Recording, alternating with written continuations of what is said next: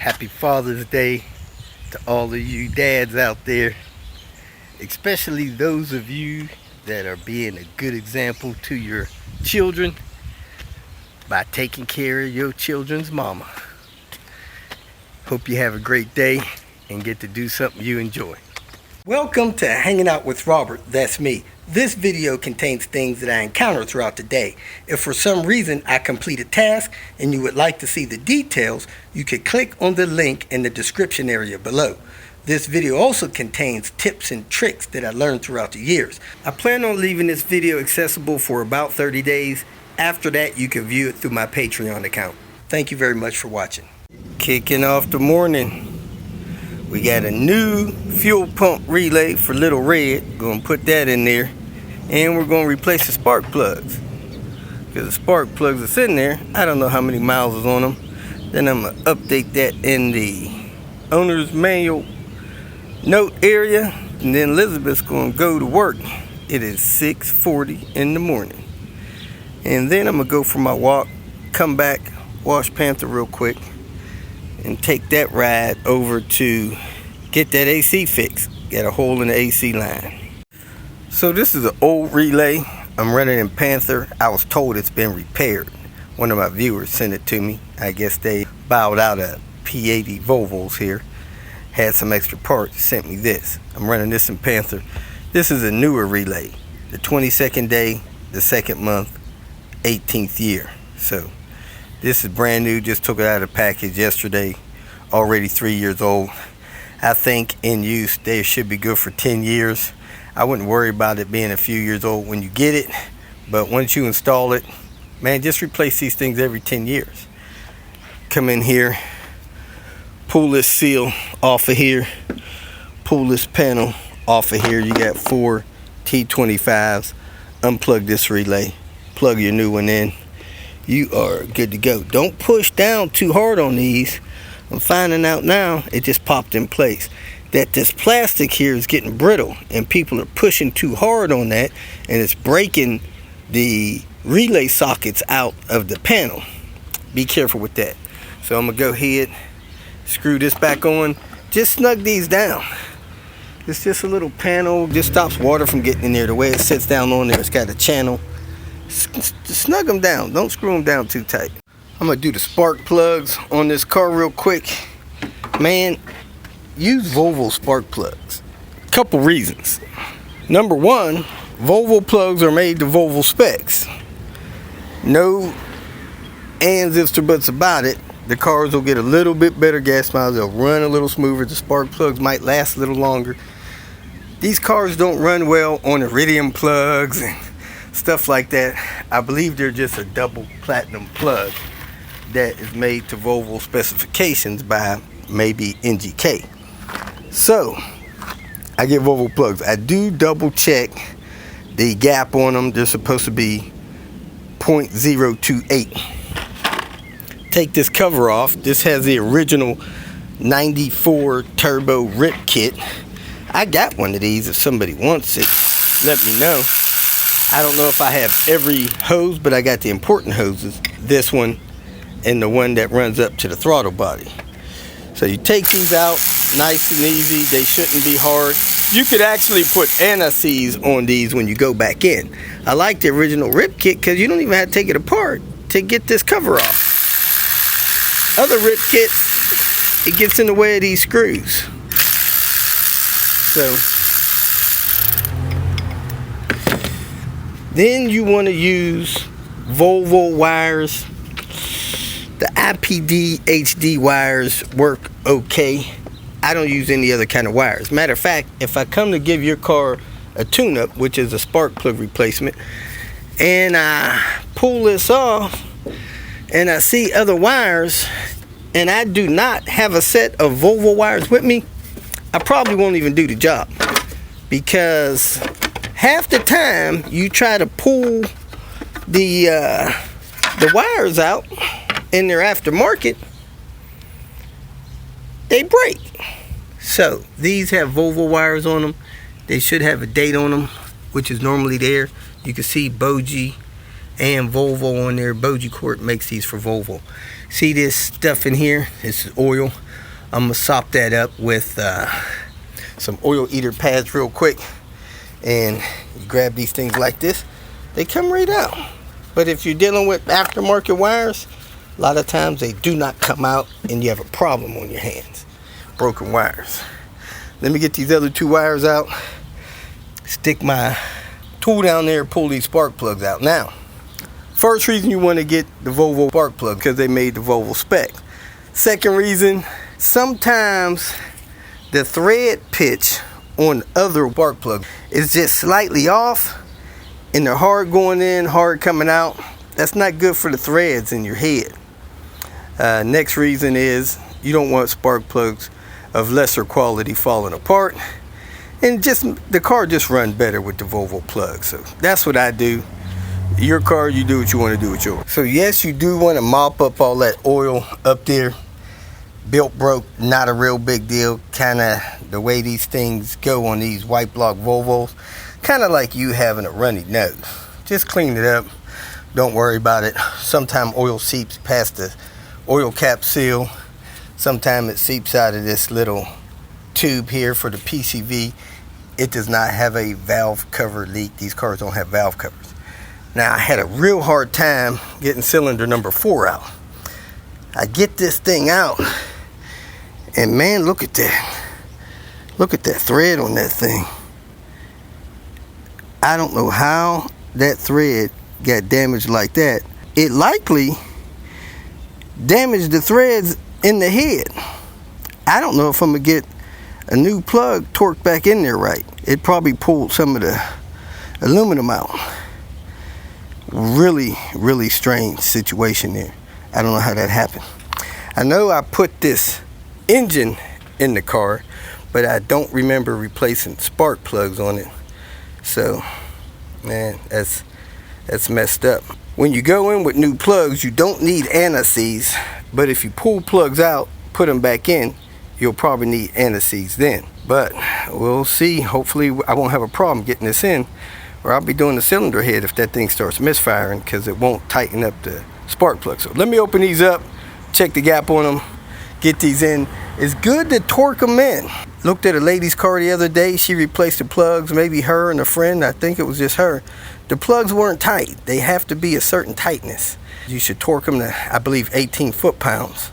But don't have them loose in there. You could mess up the engine, burn a piston or something, I was told. So let me check the gap on these, get these installed, and close this car up. When I put plugs in, I give these little tips a twist, make sure they're tight.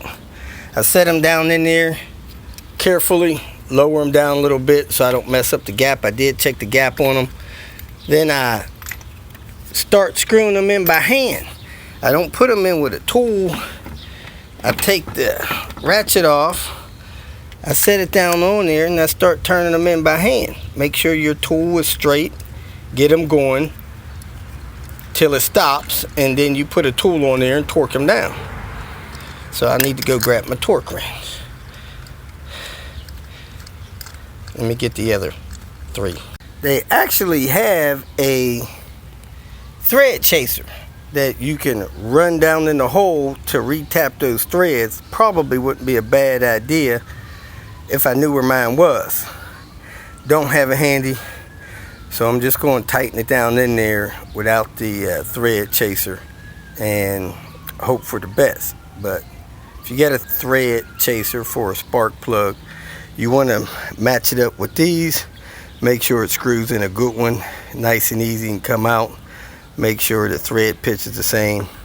If they have them made for spark plug holes, run that down there to clean up those threads, and then install your spark plug. I did grab my torque wrench and torqued them. Man, I don't trust my feel, not for stuff like this. You can do it if you want, I don't. Now you can read your tips of your spark plugs to see if they're burning right. These all seem to be burning correctly. If the tips of them are black, probably running rich with fuel. If they're busted up or something, you could look at a spark plug website that lets you read the plugs to let you know how healthy the engine are. Because some people, they pull the plugs at the junkyard. If the plugs don't look right, they figure the engine's messed up.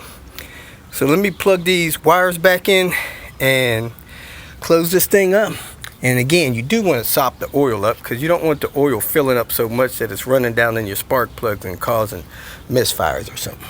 Again, this is a decorative cover. You do not need to tighten these screws down.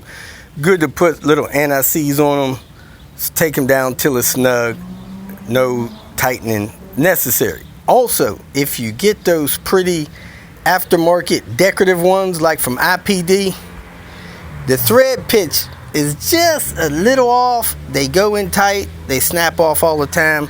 You definitely want to put some anti-seize on those before you run those down in there. So that's that. I'm done. I think it took me about a half hour to do the plugs. I'm gonna check the air filter, make sure that looks clean.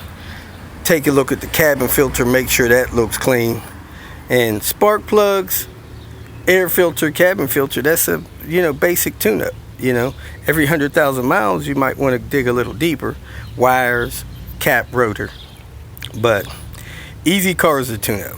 The gap on all these plugs had opened up to 32 to 34, so who knows, these plugs may have 50,000 miles on them or more. I don't normally see them open up that much at 30,000 miles. They're supposed to be replaced every 30,000. Thanks for watching. Let's see what we're going to get into next. Probably to the salvage yard for that AC hose. Back at 2 stacks. Need to get this AC line off of here. Man, I was hoping this car would have been up in the air a little higher, so it would have been easier to get this out of here.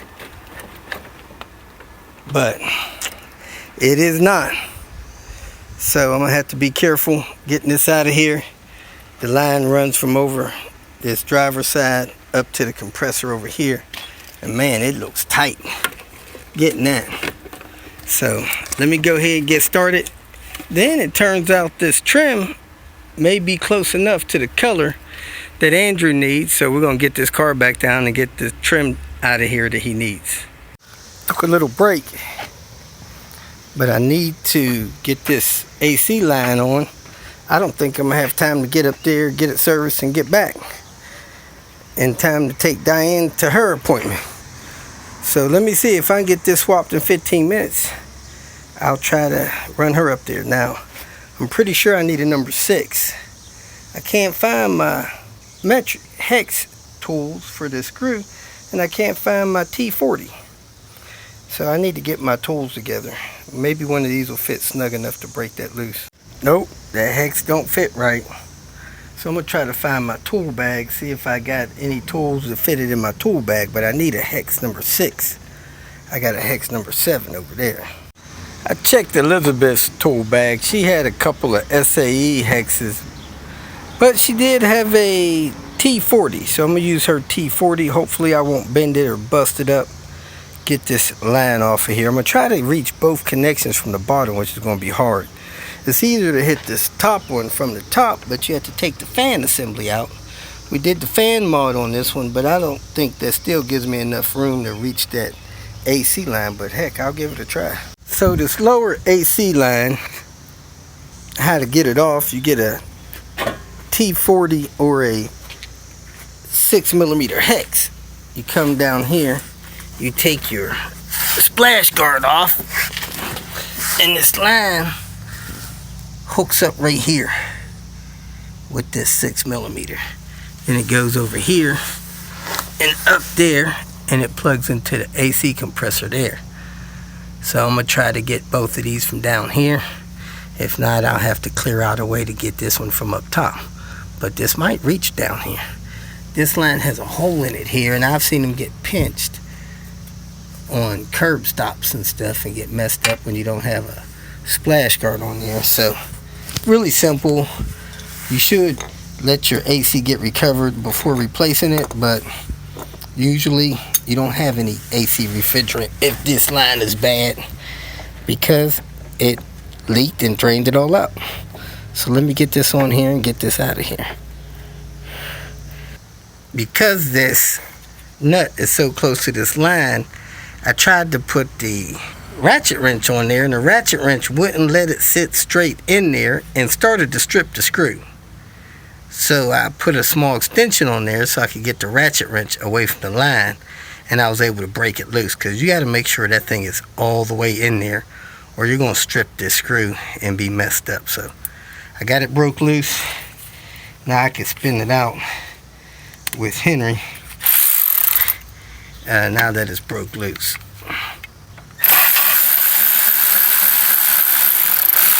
Now I'll try to get the other side broke loose.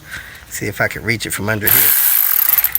And when you pull them off, try to keep the seal in there or get a new seal, which is better. You may want to hit that with a wire brush to get any rust or anything away from it. Shouldn't have any, because all that should be aluminum. Down here I normally see a green gasket. This one has a yellow one. Up on the other end I normally see a black gasket or a green one. Let's see what's up there. Since I was taking the line out for replacement, I went on ahead while the screw was still tight and I bent it towards the passenger side so I could fit the wrench on there with the extension, and I broke it loose. Then I pulled the wrench and the extension off and spun it off with my Milwaukee 3/4 inch. Now see, it's got the black gasket in there. I'm just going to wipe that off a little bit, hoping that that gasket still has enough meat on it to seal the next line, and I'm going to put the next one in, start it, tighten it down, then I'm going to come over here and put the other side on. Somehow something pinched this line and put a hole in it right there. That hole just airs out refrigerant when we tried to service it. I got that screw in there and I got it tight and I got it seated.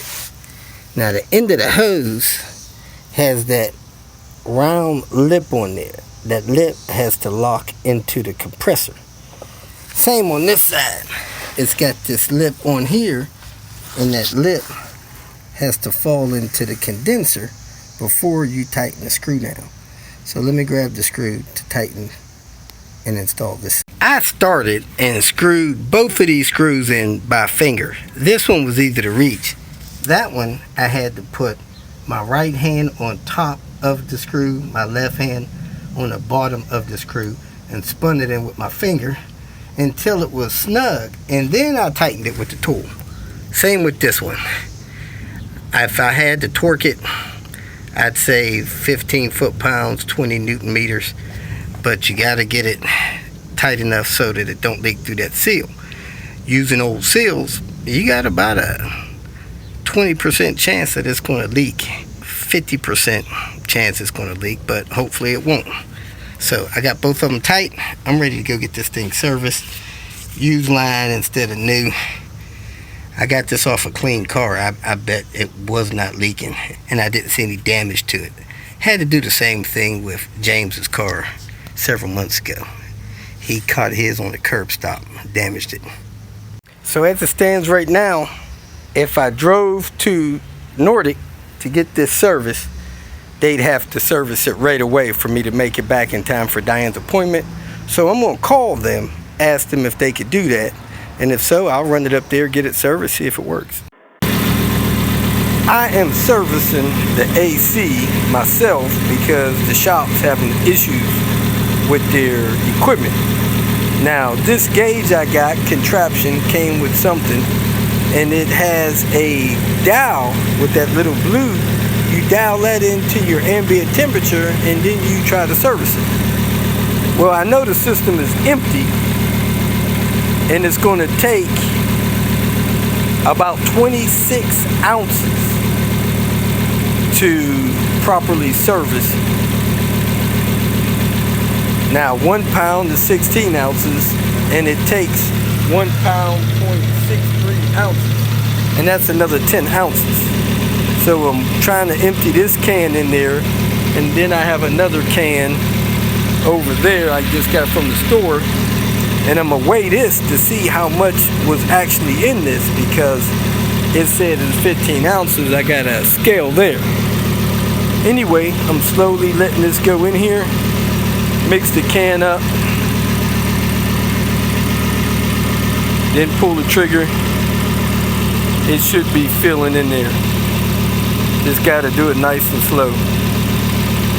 When it gets about a pound in there, the compressor should start cycling. It hadn't started yet. I can see it down there, it's very still. We got the AC service. It is nice and cold.